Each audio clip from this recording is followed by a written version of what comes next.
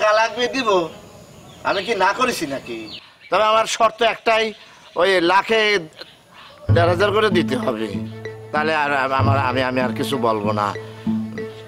আরে মাসে কিসের, সপ্তাহে সপ্তাহে, মানে প্রতি বৃহস্পতিবার আমার ইন্টারেস্টে টাকা দিয়ে দিবে, বাস শেষ।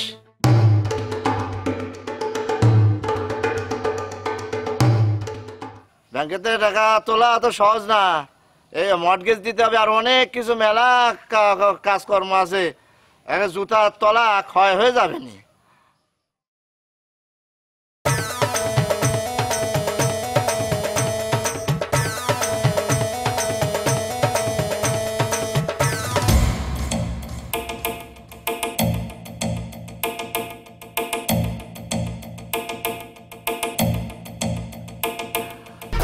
এক, দুই, তিন, ঢাকায় জমি জিতে নিন 100% ক্যাশব্যাক সহ 20 কোটি টাকার পুরস্কার।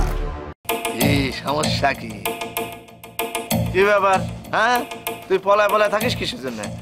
আমি যদি থেকে উত্তরে তুই যাস দক্ষিণে, আবার আমি যদি যাই দক্ষিণে তুই যাস উত্তরে, তুই কি ভাবিস কি যে আমি তো খুঁজে পাবো না নাকি? তোকে আমি 14 বার মিস কল দিয়েছি, তারপর তুই আমাকে কল ব্যাক করিস নাই। তারপর বাধ্য হয়ে আমি ডাইরেক্ট কল করেছি, সেই কল তুই ধরিস নে। কি সমস্যা কি? টাকা দিবি কি না দিবি না? না মানে হয়েছে কি কাবুল ভাই, টাকা কেন দেবো না, অবশ্যই দেবো, কিন্তু একটু লজ্জায় পড়ে গেছি। কিসের লজ্জা কিসের? ওই টাকাটা না এখনো ম্যানেজ হয় নাই আর কি। মানে ম্যানেজারে মানে কি ম্যানেজার? কত ম্যানেজ হয়নি সেটা কবি তো তুই নাকি? মানে পুরোটা ম্যানেজ হয় না, ওই সামান্য একটু ম্যানেজ হয়েছে। আচ্ছা, যেটা ম্যানেজ হয়েছে সেটা তো দিবি নাকি? না সেটা তো অতি শুধু সুদের টাকাটুকি হবে না আর কি, আসল হবে না। তো সুদের টাকাটা তো আমি চাচ্ছি, আমি তো করতেছি না যে আমার পুরো টাকাটা দে, আসল টাকাটা তুই রেখে যতদিন ইচ্ছে রেখে দে, কিন্তু তুই ইন্টারেস্ট কি করলি? তুই সুদ, মানে সুদের টাকা? খবরদার তুই সুদ করবি না, আমি কিন্তু সুদ খাই না। এটা হচ্ছে আমার ইন্টারেস্টের টাকা, আমি টাকা খাটিয়েছি, তার ইন্টারেস্ট আমি নেই। শোন, খবরদার আর কখনো আমাকে তুই সুদ কবি না, আমি সুদ খাই না, আমি ইন্টারেস্ট নেই। তো ইন্টারেস্টের টাকাটা তুই আমাকে দিয়ে দিবি, বাস। তারপরে আসল তুই রেখে দে, বছরের পর বছর রেখে দে, কিন্তু প্রতি মাসে আমার ইন্টারেস্টের টাকা আমি চাই।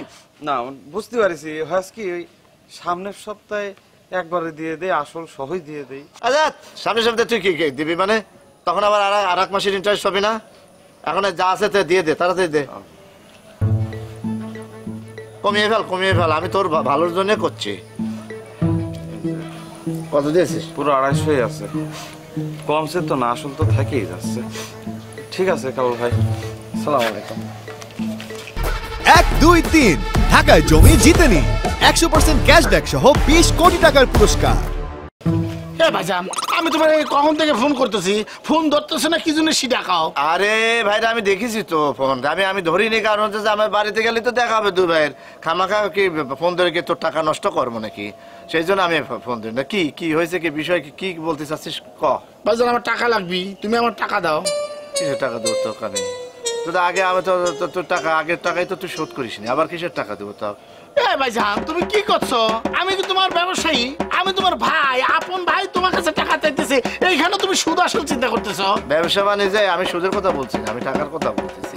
ব্যবসা বাণিজ্যে এইসব ভাইটাই কোনো কিছু নেই, ব্যবসা সকলের ঊর্ধ্বে।